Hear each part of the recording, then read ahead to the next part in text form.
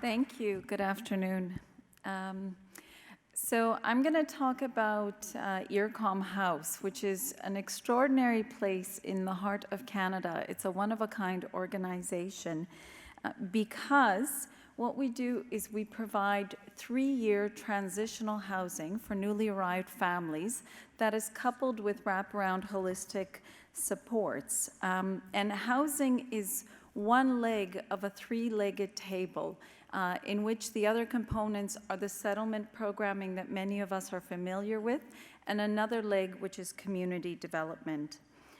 So IRCOM offers these 2 facilities in partnership with our provincial government.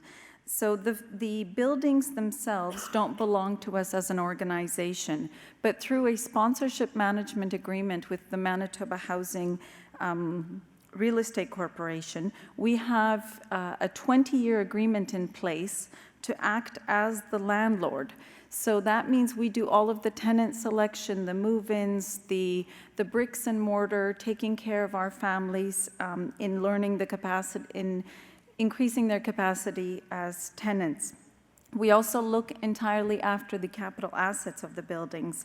So it's a really wonderful opportunity for us to engage our tenants as maintenance personnel, as grounds personnel, as suite turnover personnel, to do the painting, to do the light patching and maintenance.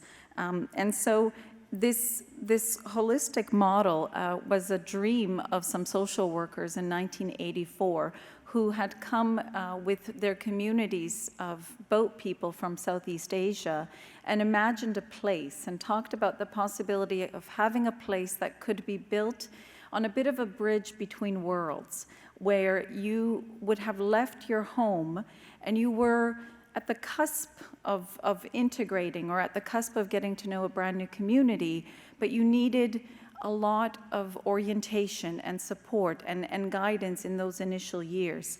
And so IRCOM is a bit of a cocoon like that, where families from all over the world with a variety of immigration statuses are able to call us home for that long period of time, and we'll have access to staff 24 hours a day, the majority of whom have lived experience as immigrants or refugees themselves, and where we speak over 40 languages, and where you can't actually tell the difference between who is a tenant and who is a staff member. So it's a beautiful, beautiful place. And regrettably, there's always a demand of 3 times the number of families that we can reasonably accommodate in our facilities. And what you see in terms of where people are coming from, that diversity within our housing facilities is by design. So not only are we looking at applicants through a needs-based matrix, but we're also looking that the composition of communities that call IRCOM home are a mirror to Canadian society, and so that everyone feels safe within that community because there isn't a dominance of language or values or global perspectives. Our newest edition, which was opened 3 years ago, is IRCOM Isabel. And this is a beautiful facility that was built entirely based on our needs, encompassing a classroom, a community kitchen, a library. And we will be looking after this building for 20 years in total. That is our agreement at this point in time. And we have a variety of suites, a highlight of which is some large 3-bedroom units that have a hotel-style door between them, and we can unlock an adjoining unit to it. So that can accommodate families as large as 9 or intergenerational families. So it's a beautiful, beautiful place. Our flagship site, IRCOM Ellen, has been in existence for 28 years. It's a lot more broken in at this point, so it's got all the flavors of the world and the smells in the walls, and definitely a lot of crayon drawings all over the hallways. But it has been home to thousands from all over the world. And to the best of our record keeping, at least 100 different nations have been represented in the tenants of this building alone. So it is a powerful testament to what it means to be able to hold people dearly and closely. And it ties into our belief system of emotional integration. So the mechanics of language, employment, housing, all of that is incredibly important. But at the end of the day, if someone doesn't have access to safe, affordable housing in which they feel dignified, in which some of their sense of hope is restored, in which they feel warm and cared for and loved, integration suffers without housing being there and being adequate. And the housing is coupled by this incredible web of programs, supports, and services, both on-site and in community. Do we do everything? We absolutely do not. But do we answer any question that comes to us? We do. So whatever the need might be, we will have a continuum of response in terms of some of it being something we provide in-house, something we provide through partnership, something that is provided by another organization in community. But no question, no need goes unaddressed.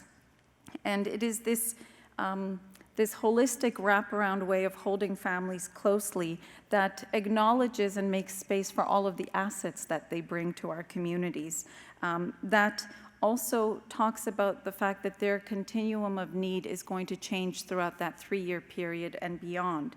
And that even after they have moved out beyond IRCOM House, the majority of programs continue to be available to them on-site and in community. So we hold on to one another there.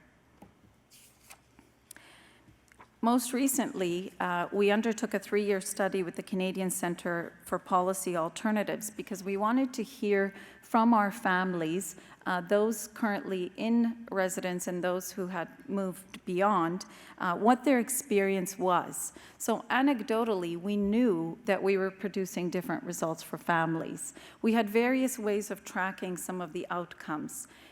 As an example, we are a social housing facility. So within the Winnipeg community, the majority of families who enter social housing may find themselves in the social housing world for the rest of their lives.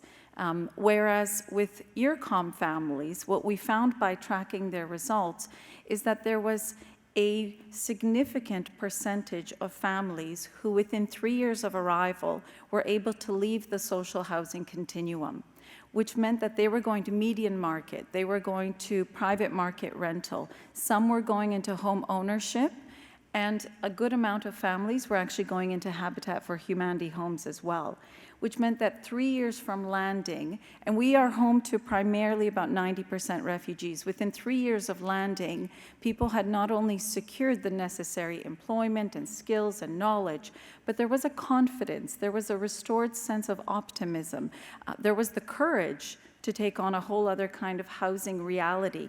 And so it's a huge testament. So the CCPA report captured all of the human impacts. And we were incredibly proud of what we were hearing from our families because, like any of you, we need that positive reinforcement to continue to do this work. Most recently, we had applied for a grant with the National Housing Strategy. And the purpose of the grant that we had applied for was to begin to correlate our outcomes, so the integration outcomes of our families, to begin to correlate them with national outcomes or national indicators of integration. So nationally, we're gathering a whole lot of data, and we wanted to know how our individual families were going to thread towards national outcomes. And if we could look at again, not just their employment-related integration or systems access or community service access integration, but also integration around community engagement and around belonging and around being valued and loved. And fundamental to the National Housing Strategy work that we've got underway right now, and part of the reason for it is because at the end of the day, we believe that housing is a basic human right for any individual. Safe, affordable, dignified, adequate, warm, inviting housing. That we're not talking actually about the provision of something to our families through a lens of charity or a lens of a gift or even as a service provision that we can opt in and out depending on government support. But that housing is a basic human need, and that we we are uncompromised in our belief that as long as every single person has access to that type of housing, that settlement looks different, belonging looks different when you feel safe. So there's a very brief video about that, and then I'll finish. I'm quite confident that the IRCOM model could operate in communities of a variety of sizes. And the reason that I say that is because nothing that we do is proprietary. What we do and how we do it is easily transferable. It requires a community that is heavily invested in this work, and it requires a combination of facilities and people and partnerships.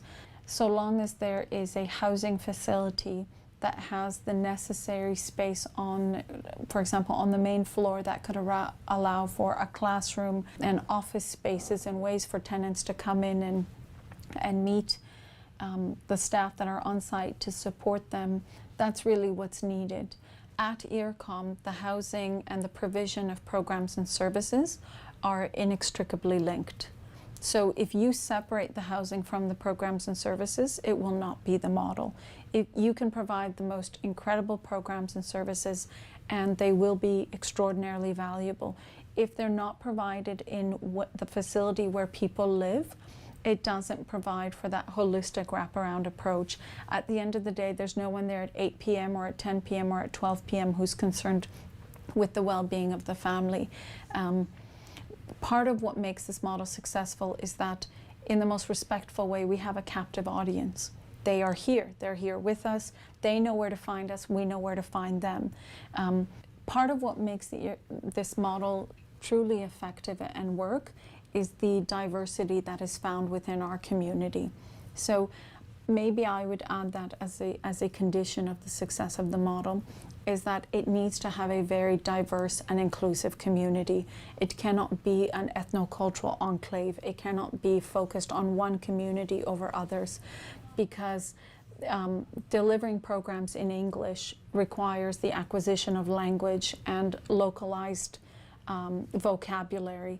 That's part of what makes it successful, is that people are pushed to learn in a safe setting. So I would say that that diversity is important. The transferability of the IRCOM model would be limited if there isn't the presence of investment from multiple levels of government. Aside from private donors or funders, multiple governments have to be at the table. Often housing authorities need to be in the same conversation as Immigration, Refugees and Citizenship Canada. They have then a collective investment in it. They carry a different level of the responsibility for the projects. It's a cost-sharing mechanism, and it then, I believe, provides for the most successful foundation for a housing and program services project model. I think what I would conclude with is at the heart of the model is a willingness to stand beside our families in a complete and often a complicated way. IRCOM House isn't perfect.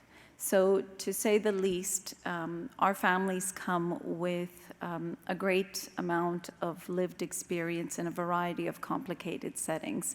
And so trauma and distress and loss and grief are within our buildings. We have to have very strong crisis response systems and be able to respond 24 hours a day. We have lost family members within our buildings. We have had families deported out of our buildings. We have obviously interface on a regular basis, regrettably, with the child welfare system, the justice system, and many other systems. But we also know that because of this model, we are able to stand as much as we can as a barrier between our families and all of the various systems that regrettably at this point in time are not adequately learned to know how to care for families who have needs that don't look like the ones that they're used to dealing with on a day-to-day basis. So although as an organization we've explored and continue to explore whether or not to take on additional facilities and continue to expand, the idea behind wanting to share the model with you is that the best way to continue to take this and learn from it is actually replication, and that we would like to see this in other jurisdictions. We would like to see this in other cities and in other provinces, because we will never be able to expand to meet the need, but I believe that this kind of model in a variety of communities could really support families. Thank you.